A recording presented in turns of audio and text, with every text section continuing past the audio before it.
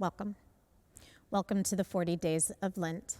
Welcome to your Lenten discipline.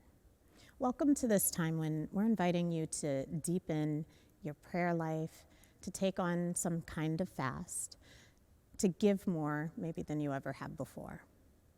Welcome to the disciplines of Lent. Discipline, I know, it sounds heavy. Maybe like getting wrapped on the wrist for doing something wrong. And that's often the place, I think, that we come from as we consider what our Lenten disciplines might be. What am I doing wrong? How is God unhappy with me?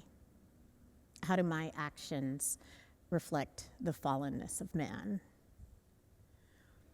And I'm going to admit that I don't really typically preach that, but I do have that in the back of my head, a voice telling me, you're wrong. Feel shame. Fix yourself.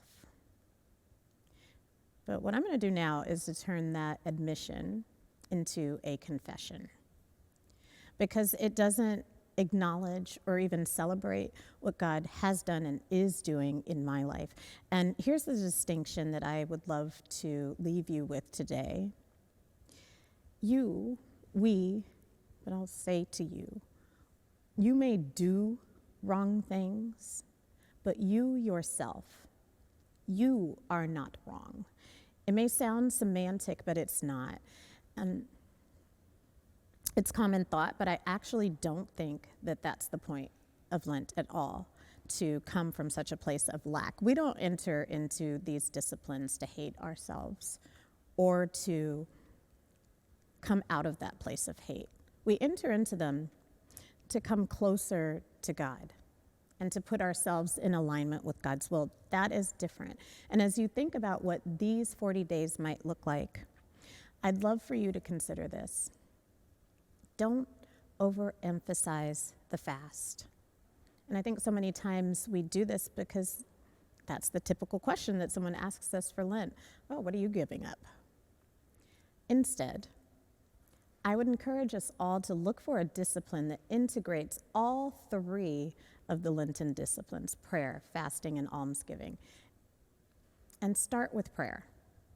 That's your time of intentionally coming closer to God. So let's just say that you've decided that you need to give up some habit for Lent. A lot of people break a habit for Lent. So let's say you have this habit and you do it at a certain time of day, and it comes up and you want to break that as your fast. For those so-called trigger moments, or those times when you might be most inspired to live into this habit, let that become a moment of prayer. How can that bring you closer to God? And when you start from the place of your Lenten disciplines bringing you closer to God, then you're building that connection, and that moment of habitual activity becomes an invitation to bring God into the process. So prayer is building that connection, and maybe when you feel like slipping into the routine that you've developed of engaging that habit,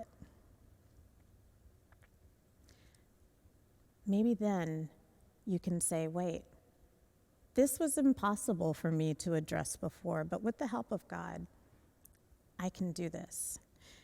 But if you overemphasize the fast, then all you do is you just say, okay, I'm not going to do this habit, but if you consider your fast an invitation for connection, you allow that moment of habit to be a moment of intervention more consciously. And that matters in that little moment of prayer. And then here's how the almsgiving comes in. Every time you might have engaged your habit and then you don't do it, think about how you can transform whatever that would have cost. And when we talk about cost, it can be time or talent or money. And maybe if you're taking that time or talent or money that went into this habit that you don't want to continue, you can find a way to convert that into something you can give. But some of you are just not in a place for giving up for a giving up kind of fast. And you really need to frame your Lenten discipline really in terms of prayer, because noticing God's intervention in your life and saying prayers of thanksgiving for every single good thing, giving God the glory for your accomplishments, even if you're feeling like you're in a place of lack or you're not accomplishing or you're not pulling off all the things you want, but then noticing what God is doing right. Whatever that is, you and God decide. Let your discipline flow from God's love for you. Let your discipline take God's deepest hopes for you and engage that in prayer. And let our prayers give thanks for God's grace and help. Because the victory in all of this, by the way, is already decided.